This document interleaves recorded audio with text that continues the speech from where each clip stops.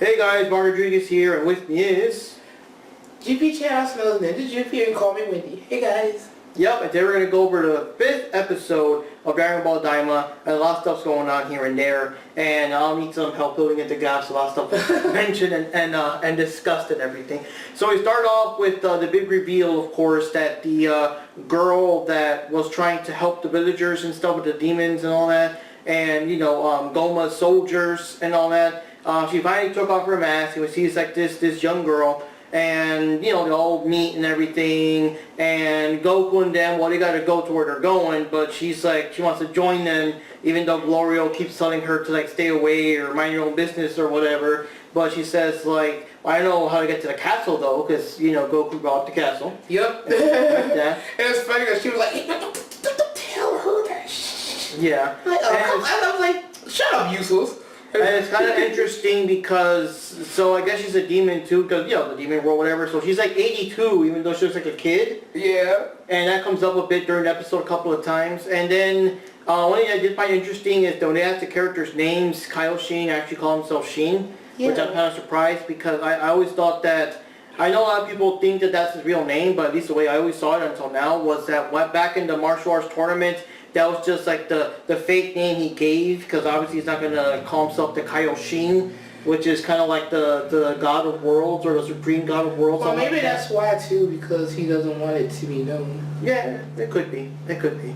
Because after all, Piccolo did still call himself a junior in the second tournament too, so maybe. Mm-hmm. But yeah, I did find it interesting. But that could be a different way to interpret it. And she does also notice that Goku doesn't have the demon ears; he has round ears and stuff. So he's an outsider. Yes, and she also notices that Sheen is a Glind or Glindo. Glindo. And that he looks very similar to Degasu, which obviously we know now that they're brothers and everything, so she kind of asked about that. So a lot of little conversational things popped here and there.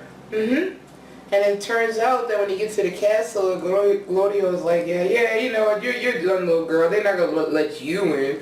And she walks up there, Hime-sama! You're back!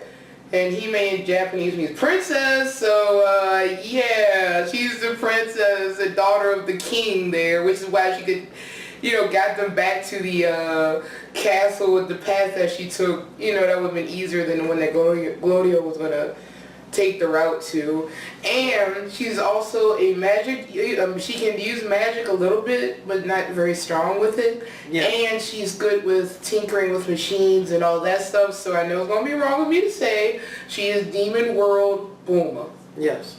And other things, there's a small scene where the soldiers, I guess the guy in charge of the soldiers, that's not Goma, but, you know, he's surprised they all got beat up and stuff, and he wants, like, to search out for Goku, like, get him and stuff, and they're like, you know, where's his collar? Oh, we couldn't see it, but obviously Goku's not wearing a collar like the rest of that world is, but it's like, you know, go out for that kid with the spiky hair, get him. So that's, like, a thing that's going to probably come up in later episodes. More likely.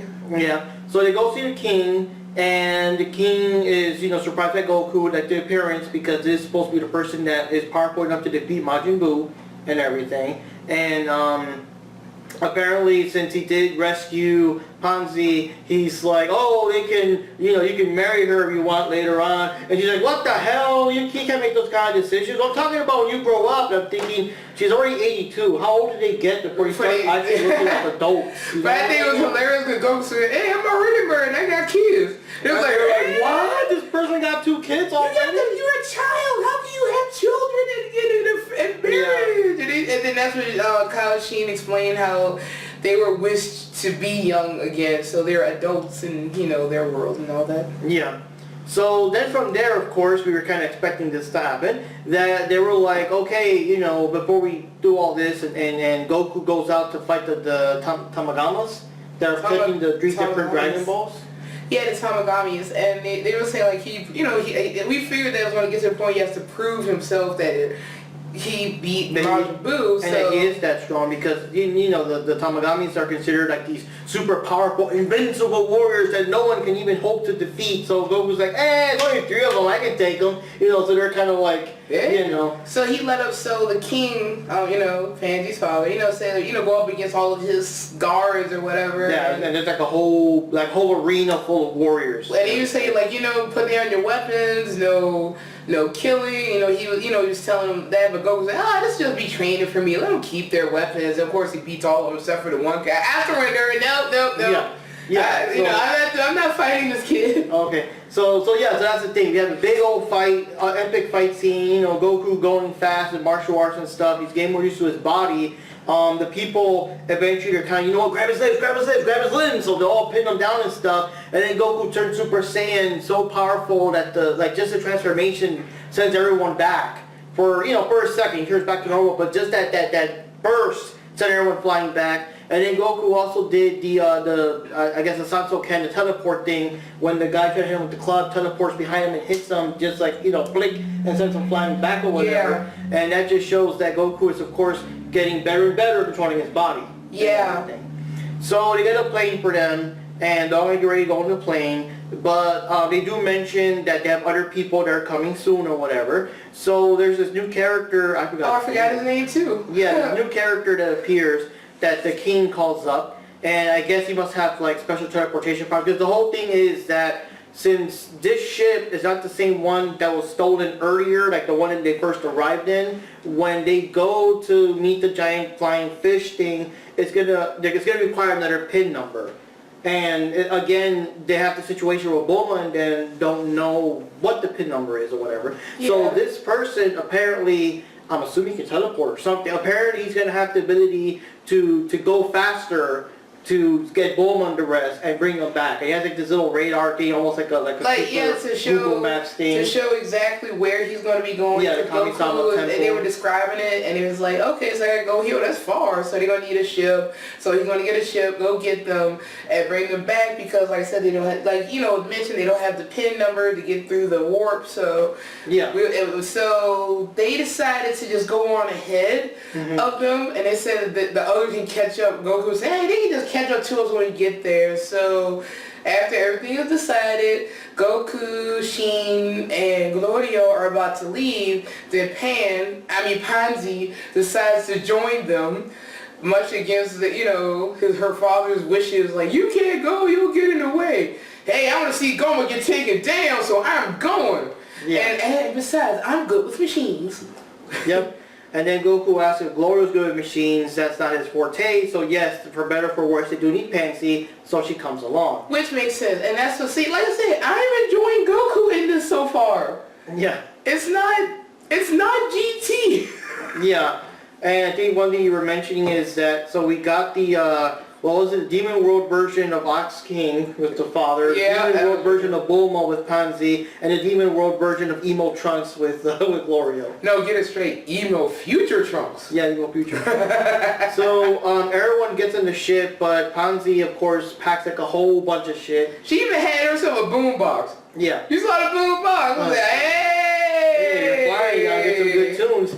So I guess the weight is too much for the ship. I'm surprised no one called her out because she was kind of like, I guess we packed too much. I was expecting someone to say we. What do you mean we? Well, not even the Goku or Sheen. I was expecting Glorio to make a smart remark or something. Yeah, like a kind of a low-key remark. Like, weird. Or something. He talks kind of that kind of like very overly serious, kind of dry, sarcastic kind of humor, sort of.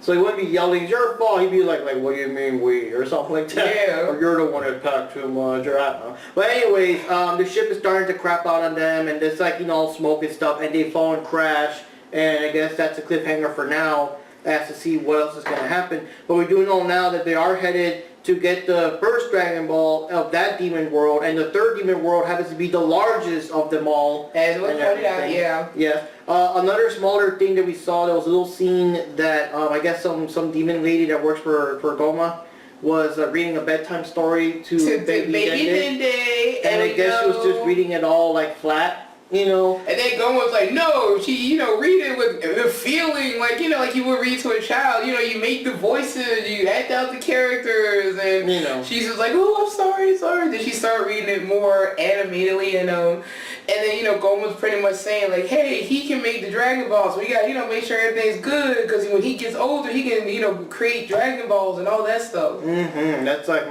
very suspicious, you know what I mean?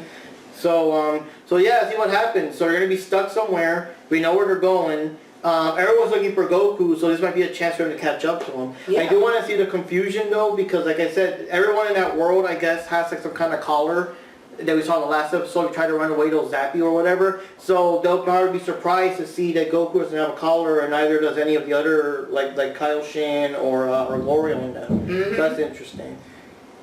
I gotta say, we're looking for a round ear kid with spiky hair there. Yep, and a red stick. And a red stick. Yeah, they did mention that, the red stick and the spiky hair. Yeah. Yeah. I do want to see how the characters react to like this random guy just showing up. I'll take it into the demon world, especially like Vegeta and them and everything, but that'd be interesting. So yeah. How far is this demon world? Over 9,000! Oh God, you. 9 years away or something. I'm sorry, people. I'm sorry. I don't care how old I get. Yeah. I will always like that because it was just so over the top. Yep. It was just over the top. I know. And that's an example of something from a dub that's over the top that just became popular with the show, even though it wasn't like that in the original version. Yeah, I mean, it's not so much that it was supposed to be 8,000 instead of 9,000. It's just the yelling. It's the way he said it. It's the way he delivered the line. I'm pretty sure the line was the same. Him still yelling over 8,000. It's still a call. Oh no, I've seen the Japanese version. It was, it was like normal. Then you hear our version. It's over 9,000.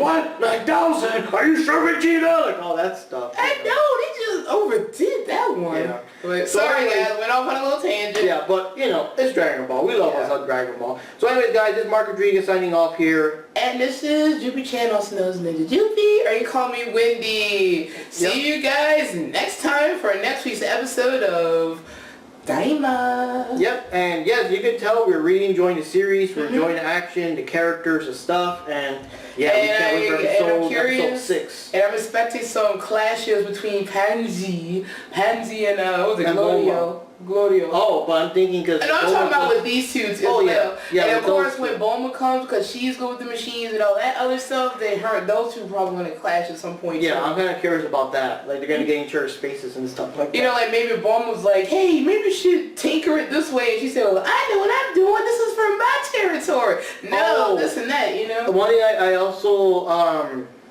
one thing is, when they were introducing each other, it was kind of similar. Because the same thing, it's like, what's your name? Bulma. That name's so ridiculous. Well, what's your name? Goku. Well, your name's weird too. Like, it's kind of the same exchange between Panzy and Goku with the names and how weird names and stuff. And it's kind of weird though, because Goku even brought up, they have a second name, it's Kakaroto. And that name's weird too. And it's like, weird that Goku himself acknowledges that because he rarely brings that up. I was gonna mention that. I'm gonna say that too. Like I thought that was kind of interesting that he actually said it. Oh yeah, my other name is Kakaroto, but I'm more used to the Kakaroto part because I'm, Kakaroto. Especially with Broly because he really emphasizes the O as opposed to Kakaroto. Okay. Maybe guys, see you next time. Bye guys. See you next week.